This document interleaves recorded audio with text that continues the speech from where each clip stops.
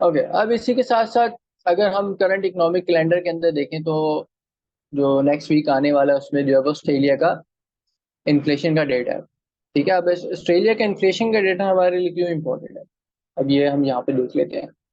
तो इसके लिए सिंपल आप जो है वो गूगल करें, आरबीए, आरबीआई गूगल करें, आरबीए या reserve bank of Australia. Okay, तो रिजर्व बैंक ऑफ ऑस्ट्रेलिया आपके पास आ जाएगा। ठीक है, इसको आप ओपन करेंगे, रिजर्व बैंक ऑफ ऑस्ट्रेलिया की वेबसाइट आप ओपन कर लें या फिर सिंपल मॉनेटरी पॉलिसी मिनट जो है वो ओपन कर लें आप। ठीक है, तो मॉनेटरी पॉलिसी मीटिंग के मिनट्स ओपन करेंगे, मतलब कि मीटिंग में जो रिजर्व बैंक ऑफ ऑस्ट्रेलिया के मेंबर्स थे उन्होंने क्या क्या बातें करी। ठीक है, वो है ये। अब ये मीटिंग कब हुई थी, ये मीटिंग हुई थी 5 से 6 अगस्त को, सिडनी में हुई थी। अब इस मीटिंग में कौन कौन से मेंबर थे, ये सारे मेंबर थे मीटिंग के अंदर। और दूसरे कौन से मेंबर थे, फाइनेंस मिनिस्ट्री से। ठीक है, तो गवर्नर इकोनॉमी का और ये सारे मतलब जो फाइनेंस मिनिस्ट्री के जो बंदे थे वो कौन कौन थे। अब इकोनॉमिक कंडीशन पे इन्होंने डिबेट करी है सारी। ठीक है, इसके बाद इकोनॉमिक आउटलुक फ्यूचर में उनको क्या लगता है, फाइनेंशियल कंडीशन क्या है करंट मुल्क की, फिर मॉनेटरी पॉलिसी में क्या क्या जो है कंसिडरेशन दी उन्होंने कि मतलब मॉनेटरी पॉलिसी जो है वो कैसी होनी चाहिए इसको देखते हुए। ऑलराइट, अब ऑब्वियसली आप लोग तो नहीं पढ़ोगे इसको स्टार्टिंग में, लेकिन पढ़ोगे तो अच्छा है, इसमें आपको बहुत कुछ सीखने को मिलेगा। ठीक है, और अगर मैं यहाँ पे इसको पढ़ूंगा तो ये लंबी हो जाएगी यहाँ पे। ठीक है, तो सिंपल क्या करो, अगेन कॉपी करी। ठीक है, इसको पूरा कॉपी किया, कॉपी करने के बाद इसको आगे आप चैट जीपीटी या जेमिनी आपके पास है। ठीक है, अगेन इधर पेस्ट किया इसको, पेस्ट करने के बाद जो है वो उसको बोलना भाई इसको आप समराइज कर दो मेरे लिए इन बुलेट पॉइंट के इस मॉनेटरी पॉलिसी स्टेटमेंट के अंदर या मीटिंग मिनट्स के अंदर जो है वो क्या बात की गई है। ठीक है, तो ये मैंने ऑलरेडी जो है वो इधर इसको समराइज कराया हुआ है ये पूरा, से जेमिनी बोर्ड से।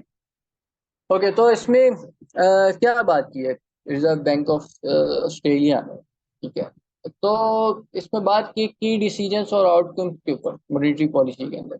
अच्छा, अब इसमें इंटरेस्ट रेट जब उन्होंने होल्ड किए। ठीक है, मतलब कि जो रिजर्व बैंक ऑफ ऑस्ट्रेलिया है उन्होंने डिसाइड किया कि हम जो है वो शरह सूद को जो है वो होल्ड करके रखेंगे, करंट मतलब जो करंट शरह सूद है 4.35 तो उसी पे मेंटेन करेंगे। ठीक है, and interested on exchange settlement balance is to 4.25, मतलब कि जो एक्सचेंज सेटलमेंट्स हुए, मतलब जो पैसे वैसे आ रहे हैं अगर उसमें कोई डेप्रिसिएशन एप्रिसिएशन का कोई फर्क वगैरह पड़ता है तो उनके लिए जो है वो किराए सूद जो है वो 4.25 का होगा। ठीक है, अच्छा, अब यहाँ इन्फ्लेशन के ऊपर जो है वो उन्होंने ज्यादा स्ट्रेस किया, मतलब कि जोर दिया कि जो बोर्ड है वो इस बात को समझता है। ठीक है, कि जो nature of inflation and express concern about its potential to remain above the target for long period. मतलब कि बोर्ड ने इस बात को एक्नॉलेज किया है कि जो महंगाई है वो बढ़ सकती है आने वाले में, और अभी भी हमारे जो टारगेट इन्फ्लेशन, जैसे मैंने आपको बताया था ना, सेंट्रल बैंक की एक टारगेट रेंज होती है कि यार महंगाई की रेंज, महंगाई जो है वो हमारे पास इतनी हो तो हमारी इकॉनमी के लिए अच्छा है, इससे ज्यादा हो जाएगी तो वो बुरी है, इससे कम हो जाएगी तो भी बुरी है। ठीक है, सो तो बोर्ड क्या है, बोर्ड ने एक्सप्रेस किया, बोर्ड कहता है, जो उनकी मॉनेटरी पॉलिसी के मेंबर्स हैं वो कहते हैं कि यार जो महंगाई है वो अभी भी हमारे टारगेट से ऊपर है, और वो एक्सपेक्ट कर रहे हैं कि लंबे अरसे तक रहेगी। लेट्स से अगर 3% जो है वो टारगेट इन्फ्लेशन है उनकी, तो जो महंगाई है वो अभी भी 3% से ऊपर है, और वो इसको एक्सपेक्ट कर रहे हैं कि लंबे अरसे तक रहेगी 3% तक। तो इसका क्या मतलब हुआ, इसका मतलब ये हुआ कि जो आरबीआई है, रिजर्व बैंक ऑफ ऑस्ट्रेलिया, जो है वो इंटरेस्ट रेट भी अपने लंबे अरसे तक होल्ड करके रखेगी, ऑब्वियसली। ठीक है, तो शराय सूद कब बढ़ता है, शराय सूद तब भी बढ़ता है ना जब महंगाई बढ़ती है।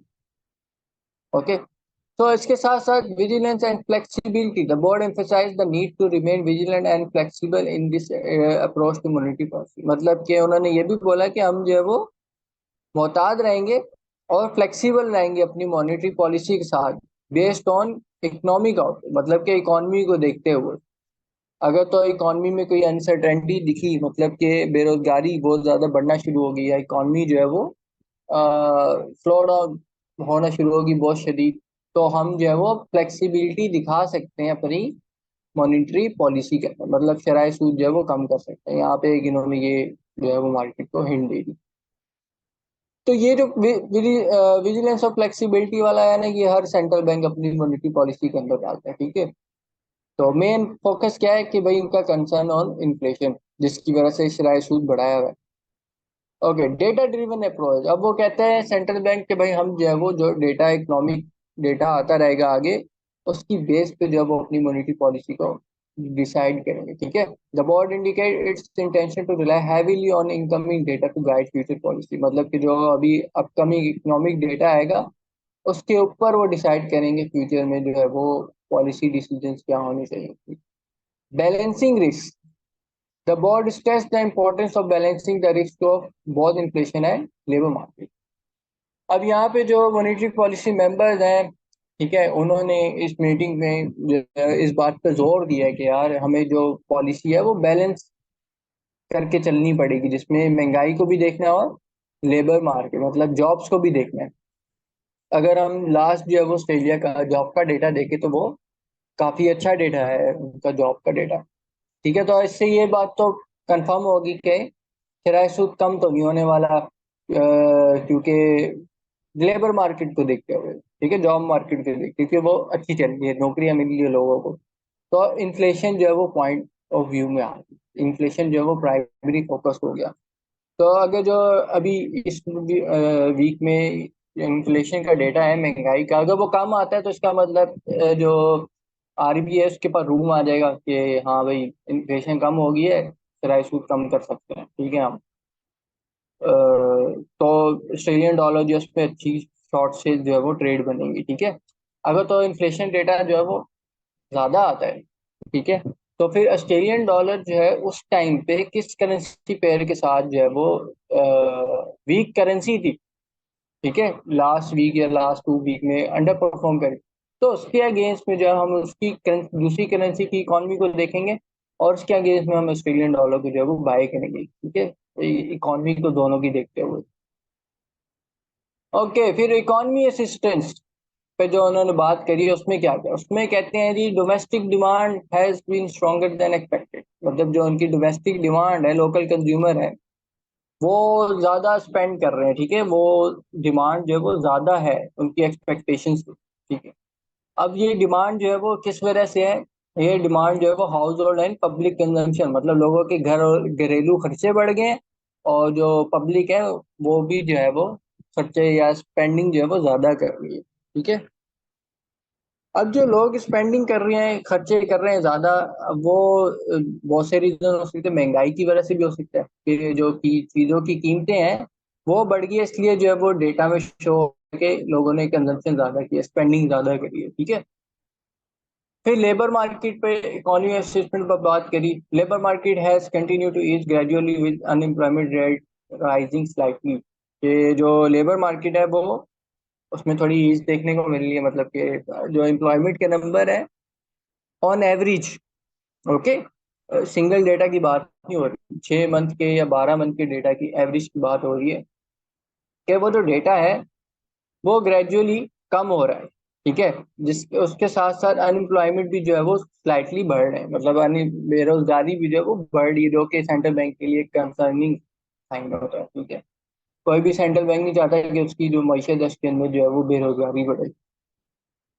ओके, इन्फ्लेशन पे इन्होंने इकोनॉमी असेसमेंट पे बात करी, अंडरलाइंग इन्फ्लेशन रिमेन हाई, मतलब कि जो अंडरलाइंग इन्फ्लेशन है वो ज्यादा रही है, ठीक है, although there have been sign of moderation in some area, मतलब कि लेकिन कुछ जो एरियाज हैं इन्फ्लेशन के, महंगाई के, उसमें जो है वो कुछ जगह पे इन्फ्लेशन जो है वो कम होती हुई दिखी है, मतलब मिसाल के तौर पे एनर्जी वाली साइड हो सकते हैं वहाँ पे इन्फ्लेशन कम हुई है इनकी, ठीक है। अगेन इसके लिए जो है वो इन्फ्लेशन का डेटा देख लेंगे। इकोनॉमिक आउटलुक पे बात करें, economic outlook has improve slightly but uncertain remain, मतलब वो कह रहे हैं कि इकोनॉमिक आउटलुक जो है वो अच्छी हुई है, लेकिन अनसर्टेनिटी अभी भी है इकोनॉमी के अंदर, including the potential for a more significant slow down in labour market, और वो किस वजह से हो सकती है, slow down in labour market की वजह से, ठीक है, गोइंग फॉरवर्ड। मतलब इकोनॉमी में अनसर्टेनिटी है वो इस वजह से क्योंकि लेबर मार्केट जो है उसमें स्लो डाउन देखने को मिल रहा है, लोगों को रोजगार वगैरह। ओके।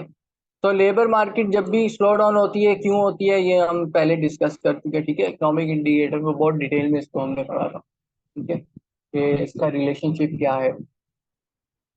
ओके, मॉनेटरी पॉलिसी ने फिर कंसिडरेशंस क्या क्या चीजें उन्होंने कंसिडरेशन में ली। पहली चीज इन्फ्लेशन रिस्क, फाइनेंशियल कंडीशन और balancing risk. Inflation risk, inflation not returning to target within reasonable time frame. तो इन्फ्लेशन जो है जो वो उन्होंने पहले प्रोजेक्ट किया हुआ था कि इतने साल में या इतने महीने में हमारे टारगेट में आ जाएगी, ठीक है, काबू में आ जाएगी। अब वो टाइम फ्रेम जो है उन्होंने बढ़ा दिया, ठीक है, कि भाई अब ये जो है वो इतने टाइम में नहीं, इससे ज्यादा टाइम में काबू में आएगी। Financial condition have eased modestly but the impact of recent market volatility remain uncertain uncertain. तो वो कह रहे हैं कि जो फाइनेंशियल कंडीशन है, ठीक है, वो बेहतर हुई है किसी हद तक, लेकिन जो मार्केट वोलेटिलिटी है उसका जो असर है वो रहा है, ठीक है, और वो अभी तक अनसर्टेन है। तो इसमें जो है वो तीन चार वजूहत है। एक जापान वाला, ठीक है, जिसकी वजह से मार्केट वोलेटिलिटी क्रिएट हुई, और एक चाइना वाला फैक्टर, क्योंकि चाइना जो है वो ऑस्ट्रेलिया का एक बड़ा ट्रेडिंग पार्टनर है। तो हमने देखा चाइना में मैन्युफैक्चरिंग में स्लो डाउन आया तो उसका इम्पैक्ट जो है वो ऑस्ट्रेलिया की इकोनॉमी पे भी डायरेक्टली आ रहा है। Balancing risk, the board must balance the risk to both inflation and labour market. मतलब बोर्ड ने एग्री किया इस बात से कि भाई हमें जो है मॉनेटरी पॉलिसी जो है वो ऐसी रखनी चाहिए जिसमें इन्फ्लेशन और लेबर मार्केट दोनों को बैलेंस करके चले, ठीक है।